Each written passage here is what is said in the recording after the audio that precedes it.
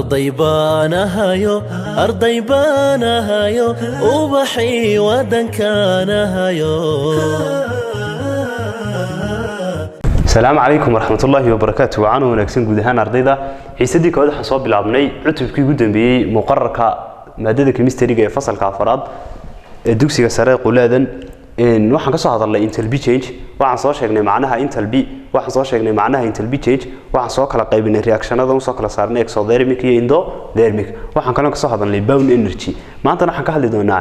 bound energy-ga iyo xisaabaadkiisa way in horta waxaan kaloo ka hadli doonaa wax la yiraahdo intel b level diagram waa graph lagu muujiyo reactionada ah exothermic-ga heat-ka deegaanka ku soo saaraya iyo kuwa ah endothermic-ga heat-ka deegaanka ka nuugaya xiisadii hore si fiican baan u soo kala saarnay exothermic iyo endothermic marka horta intel b level diagram ku magac kale uu leeyahay also called sidoo kale waxa la yiraahdaa energy level diagram magac saddexaad buu leeyahay sidoo kale waxa la yiraahdaa intel b profile intel b level diagram ku waa maxay hortay magaciisa labaad ama magaciisa saddexaad waa maxay intel b level diagram ku waxa weeye waa graph lagu muujiyo isbedelka tamareed ee ka dhaxdhacay reactantiga iyo barodhaga markay joogno exothermic-ga iyo endothermic-ga hadaba intel b level diagram ku magac kale leeyahay oo soo kordhi sidoo kale waxa la yiraahdaa energy level diagram magac saddexaadna waa la yiraahdaa intel b profile hadaba su'aasha waxaan ka jawaabanaa waa maxay intel b profile ama waa maxay intel b level diagram ama waa maxay intel b energy level diagram show waa shay ina tusa ama inoo tilmaama relative intel b level of the reactant and product isbedelka tamareed ee ka dhaxdhacay reactantiga iyo barodhaga waa graph inoo sheega isbedelka tamareed ee ka dhaxdhacay reactantiga iyo barodhaga marka mar waa graphku mar waxa lagu muujinayaa exothermic reaction deegaanka ku soo saaray heat marna waxa lagu muujinayaa endothermic reaction deegaanka ka nuugay isagu maxay heat energy marka baleeg markaad exothermic ku qoriso reactantiga waa la sareysiyaa barodhagana waa maxay waa la hooseysiyaa endothermic markaad ku muujinayso energy level diagram ba waa isku wada sidoo reactantiga waa la hooseysiyaa barodhagana waa maxay waa la sareysiyaa waxa kale oo ka hadli doonaa bound energy iyo xisaabaadkiisa iyo calculationkiisa iyo sida loo go'aamiyo reaction hadii loo qoro talowma exothermic ba mise waa endothermic waayahay horta bound energy waa maxay bound energy waxa la yiraahdaa waa xadiga tamar ah ee loo baahan yahay si loo jabiyo hal mol oo bound ah hal mol oo dabar ah bound energy marka waa maxay waa energy waa tamarta is needed loo baahan yahay to break si loo jabiyo 1 mol of the bound hal mol oo bound ah tamarta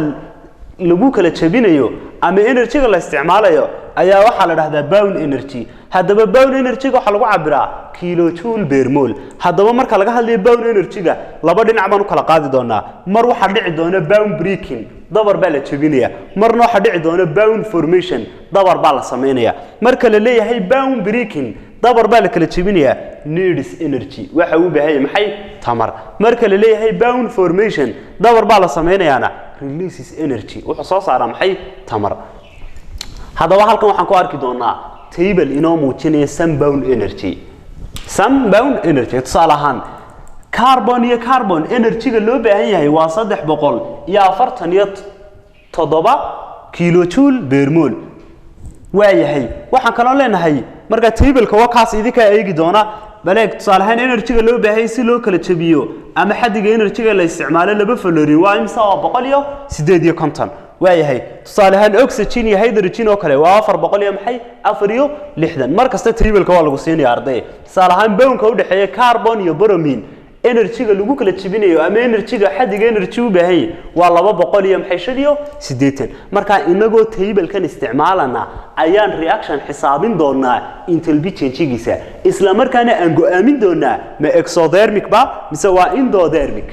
way marka example tusaale waxa la yiri using the bound energy adoo isticmaalay maxay bound energy-gaaga adigoo isticmaalay maxay bound energy-gaaga labada su'aalood ka jawaab calculate waxaad xisaabisaa intel b change heat-ka energy-ga ee la nuugay ama la soo saaray ayaad xisaabinaysaa laba markaad xisaabiso waxaad go'aaminaysaa determine whether inuu yahay exothermic mid deegaanka ku soo saaray heat ama inuu yahay endothermic mid deegaanka ka nuugay maxay heat ayaa la yiri marka reaction kan been haysanaa hydrogen ayaaba lagu daray fluorine waxa soo baxay hydrogen fluoride waxa lagu yiri inta temperature-giisa xisaabiya xadiga energy soo nuugay ama uu soo saaray soo saar laba waxa la weydiiyay ma exothermic ba mise waa maxay waa endothermic horta reaction ka caynkaas marka aad aragto qoladaas labaan kala qaadanaa qaybtaasi waa maxay waa reactants waa falgalayaal halkana waa maxay waa product waa maxsuul waa reactant qaybtaasi waa maxay reactants waa falgalayaal qoladana waa maxay waa product waa maxsuul saddex step kaliyan qaadana waxaan soo saaraya energy-ga shayga la galiyay iyo energy-gu soo saaray inta temperature-ga waxa lagu helaa xadiga heat energy shayga la galiyay oo loo geeyay xadiga heat energy shaygan maxay shaygan laga saaray marka koowaad waxaan soo saarayna baleeg marka koowaad waxaan soo saaraya energy in wax la yiraahdo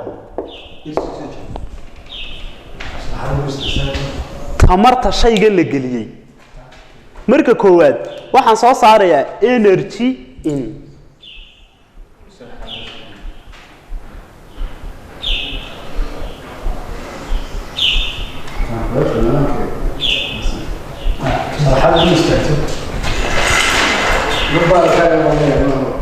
way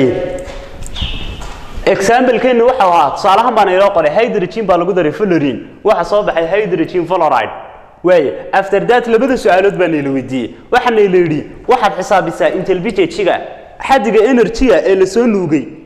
ama uu maxay uu qaatay sidoo kale su'aasha labaad ila weydiiyay waxa weeye waa inaad go'aamisaa determine reaction kan exothermic ba mise waa endothermic marka falgalkan baan ila siiyay marka qoladani waa reactant waa maxsuul koona waa maxay waa product marka waxa leeyahay marka waxa soo saaraya energy-ga shayga la galiyay imise energy la galiyay waa energy in marka energy inta waxaan ka soo saaraya reactant-gayga falgalayaasha way factor-ka koowaad ee muhiimka inta xisaabta bilaabay waxa weeye falgalkaaga waad hubinaysaa inuu yahay balanced iyo inuu yahay maxay aan balanced waa inuu balanced ahaada way marka waxay ka dhigantahay 1 mol hydrogen ayaa lagu daray 1 mol fluorine waxa soo baxay 2 mol hydrogen fluoride marka waxa soo saaraya energy in xadiga energy ee shayga la galiyay xageen ka soo saaraya reactant-ga falgalayaasha halkan waxay ka dhigantahay boonka u dhaxeeya laba hydrogen ayaa waxa loo geenayaa boonka u dhaxeeya laba fluorine horgaluhuna saameyn buu ku leeyahay balance imka kan horgaliisu waa maxay waa 1 kana waa maxay horgaliisu waa 1 marka waxa leeyahay waa 1 ayaa waxaan ku dhufanayaa boonka u dhaxeeya laba hydrogen waa imisa waxaan ku noqonaynaa table-keeni boonka laba hydrogen u dhaxeeya waa imisa waa 436 balance waxaan leeyahay 1 ka xageen ka keenay waa horgalaha balance markasta 1 ma noqon karo 2 3 4 wuxuu doono noqon kara waa 1 waxaan ku dhufanayaa boonka u dhaxeeya laba fluorine arday boonka u dhaxeeya waa imisa waa 158 marka waxaan leeyahay 1 marka lagu dhufto 436 waxa weeye waa 436 kiyun balance 1 marka lagu dhufto 158 waa 158 maxay 50 kiyun inta isku geeya inta marka isku geeyna waa imsa 436 markaan u geeyo 158 waxaan idhaarday marka hore soo saarnaa energy in xadiga energy ee shayga la galiyay xadiga energy shayga la galiyay waxaan ka soo saarnaa reactant-ga oo maxay ah falgalayaasha waana iska hubinana inuu shaygani uu maxay yahay balanced iyo unbalanced marka labada marka la isku geeyo waxa weeye waa 594 kilojoule per mol waxa la galiyay tamartaas marka hadaba laba shay baan idin kala saaraya reactant-ga iyaga energy-gooda waxa la siiyaa calaamada maxay balaaska calaamada balaaska marka imka waxa soo saaray energy-gii shayga la galiyay waxaan soo saaraya oo kale energy out energy-ga dabada u soo saaray halkeen ka soo saaraya waxaan ka soo saaraya product-ga oo maxay ah product-ga oo maxay ah maxsuulka way marka baleeg product-gaygu waxa weeye waa laba ayaan ku dhufanaya boonka isku haya hydrogen iyo maxay fluorine boonka isku haya maxay hydrogen iyo fluorine marka waxa weeye waa 2 ga xageen ka keenay waa kii balance waxaan ku dhufanayaa boonka u dhaxeeya hydrogen iyo fluorine waa imisa table-keeni ayaan ku noqonanaa hydrogen iyo fluorine boonka u dhaxeeya waa 500 maxay 60 iyo waa 568 haddaba laba waxaad ku dhufataa 568 marka lagu dhufto waa imisa laba marka lagu dhufto 568 way labada horta halkeen ka keenay arday waa kii balanced 568 xageen ka keenay waa boonka u dhaxeeya hydrogen iyo fluorine oo waxaan ku noqonay maxay waxaan ku noqonay table-keena oo inta marka la isku dhufto waa 100 maxay 630 halbeegan ku cabiraya waa maxay waa kilojoule per mole haddaba baleeg reactantiga maadaama uu siiyay balaas barodhaga iyagana waxaan siinayaa waa maxay maxsuub markaan labada energy la soo kala baxo ayaa waxaan soo saarayaa wax la yiraahdo delta H delta H maxay ahayd interlbh delta H maxay ahayd interlbh delta H haddaba waxa lagu helaa interlbh-ga reactantigaaga oo loo geeyay interlbh-ga maxay barodhagaaga interlbh-ga reactantiga soo saaray waa imisa